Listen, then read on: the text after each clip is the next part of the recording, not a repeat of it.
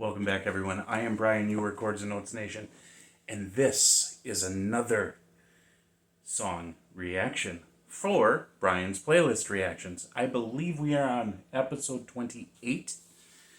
Yeah, I think we are, because I combined, I think there were two videos where I combined two songs into one video. I'm not sure. I think so. Yeah, and it's time. It's been maybe, I don't know, a couple of weeks. So we are on Savatage. Okay? And if you guys have been following me, you realize that I'm cataloging the most important artists, bands that were important for me in my musical formative years, or formative musical years.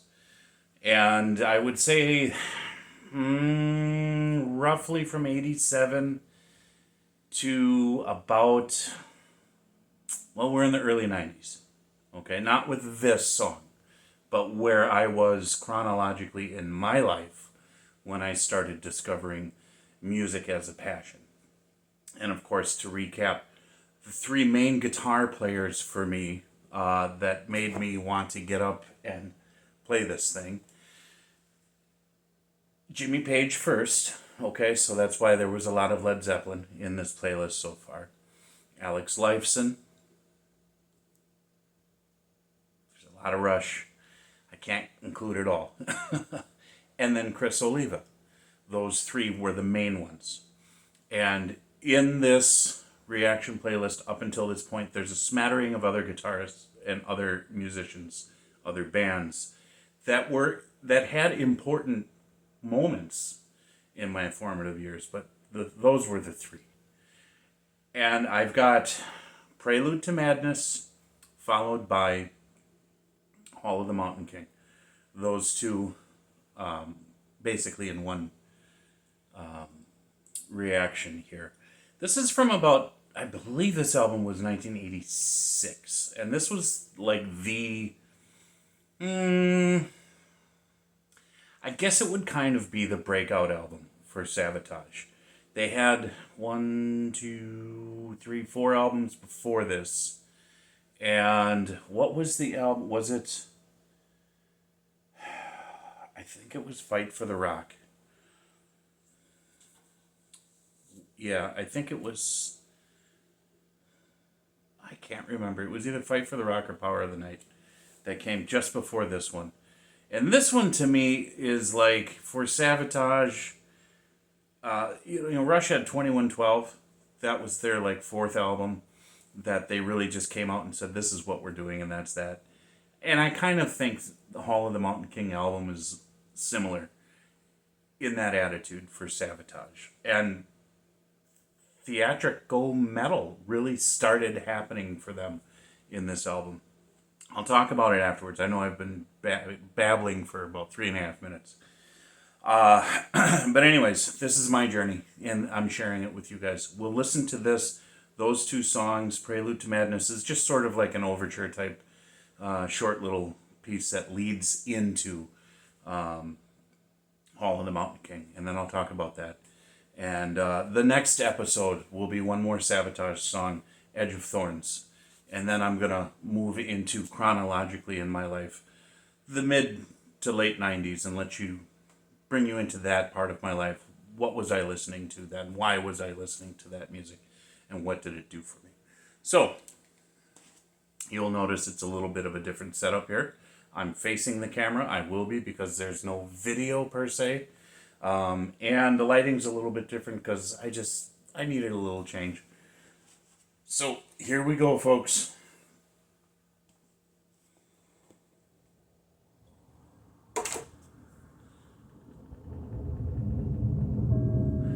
It's gonna wake the neighbors up. It is. And they're gonna be like, hey man. And I'm gonna be like, I don't care. I'll try and keep it respectful.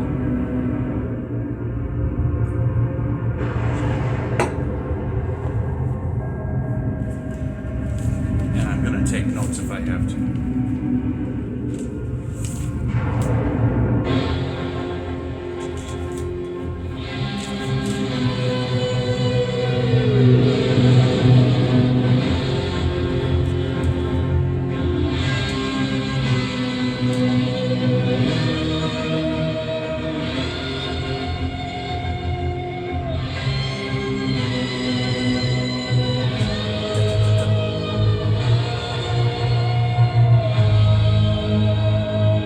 I get a 5.1 system, these metal songs are gonna sound much better.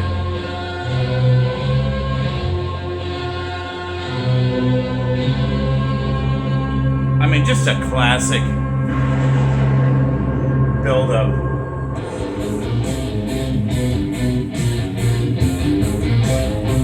We kind of recognize it, don't we? Borrowing from the classical genre, are we?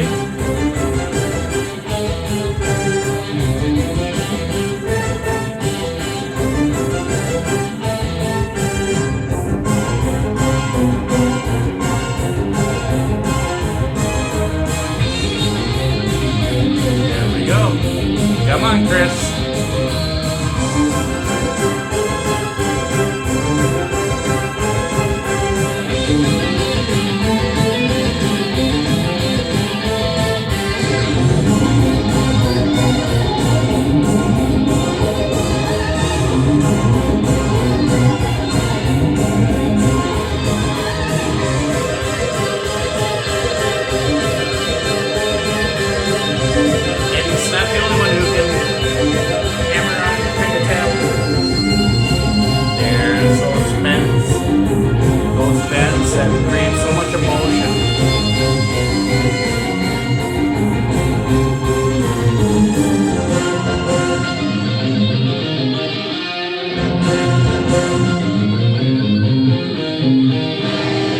Dynamics in that were just all over the place, slow, fast, all the different techniques he was using, and they had stringed instruments behind it to give it this big theatrical production, and of course the lightning and thunder, and now the Mountain King. Here we go. Boom.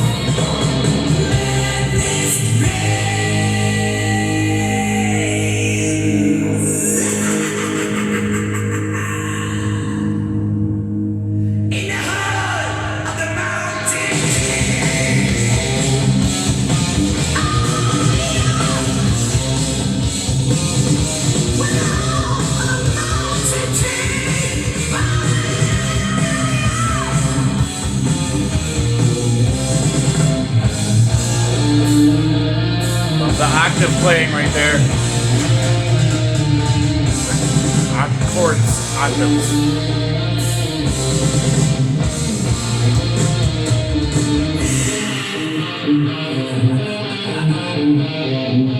Palm muting.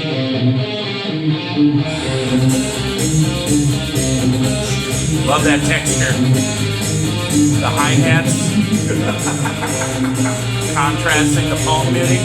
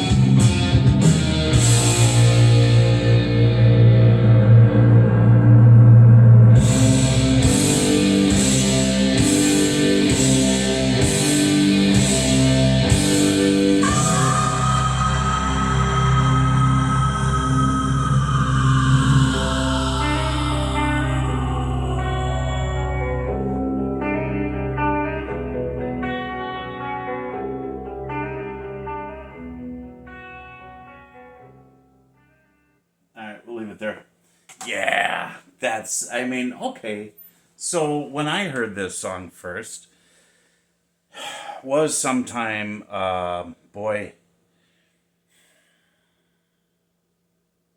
late 80s, early 90s, I think it was. Yeah, I think I was just out of high school. And a friend of mine turned me on to Savatage, which is, and it was this album, it was this song, and this was the one that just got me into them, and I just started eating everything up, and it's just like, oh wow, what is this power rock and then all of a sudden they start switching into this like symphonic theatrical rock, and there's this fantasy metal genre, I mean, look at the artwork, right? And it kind of touched on that fantasy metal theme, and at that time I ate that up because I was into Lord of the Rings, and playing the Lord of the Rings MERP, Middle Earth role playing game. Oh, I still have some of the stuff, some of the modules. I got the dice too. So that was all part of that era of my life as a teenager, just exploring how music could reflect the interests that I had. And Chris and John together in this, I mean, John with his vocals, he really knew how to set it up and make it sound so dramatic and so theatrical. There was just something right about this kind of sound for them. And as we know, as they moved on, and I know that Zach Stevens came into the band, and we'll hear him too. But still, the theme, that type of theme, was really good for Savatage, and they really went to a whole new direction, right, and became Trans-Siberian Orchestra. So they've had such a large impact, one way or another, on millions of people around the world. But at this time, they were this little secret that I had, that I thought was great, because all my friends that were listening to metal were listening to like Slayer and Pantera and all that stuff. Well, I'm listening to Savatage, little old me, little old Savatage, and just maybe wasn't cool enough. I don't know. But it was cool enough for me, and that's all that mattered. It made me happy. And John, just his tremendous vocals, his tremendous vocal range, and how he's able to deliver it. And of course, his piano playing as well. And then with Chris and his guitar playing, it was really awesome, because some of the things that he did a lot, that were just part of his signature sound. Like I said, with playing the octaves, chords as octaves. So what do I mean by that? So basic theory, a chord, a basic triad, 3 notes, is made up of the first, third, and fifth of the scale. Now, it doesn't matter where you're at in the scale.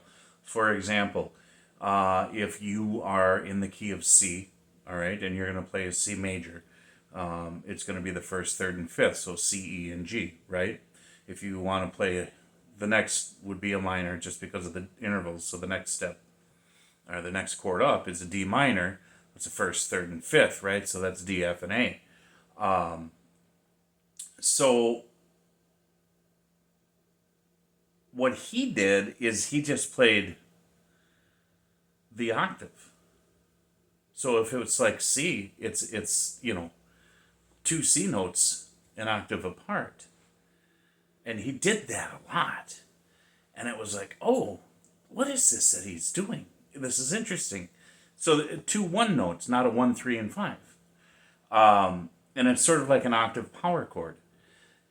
And then the things that he did, like I said, the bending of the strings, the way you bend the string, how and when and where you bend it in the song can really relate emotionally to what's going on, can really underscore that and elevate it. And of course, his virtuoso skills of being able to play, run through scales or, so fast, all those notes. But he picks and chooses when to do it, and he's not overly obnoxious like some of these guys were in the 80s. That's the other part, is I think he was pretty tactful with how he chose to represent all of those virtuoso skills. He wasn't just, hey, look what I can do, and that's it. And so this whole experience for me, especially this album, was like, wow. I wish I could resurrect the actual moment of when I first heard it and relate those, express it to you somehow. But it just, pretty amazing. Pretty amazing. So, all right, now I'm done with this one.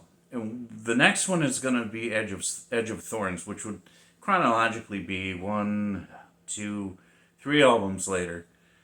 His last album that he was alive, and a new vocalist with Zach Stevens, who came into the band and was absolutely fantastic as well. So,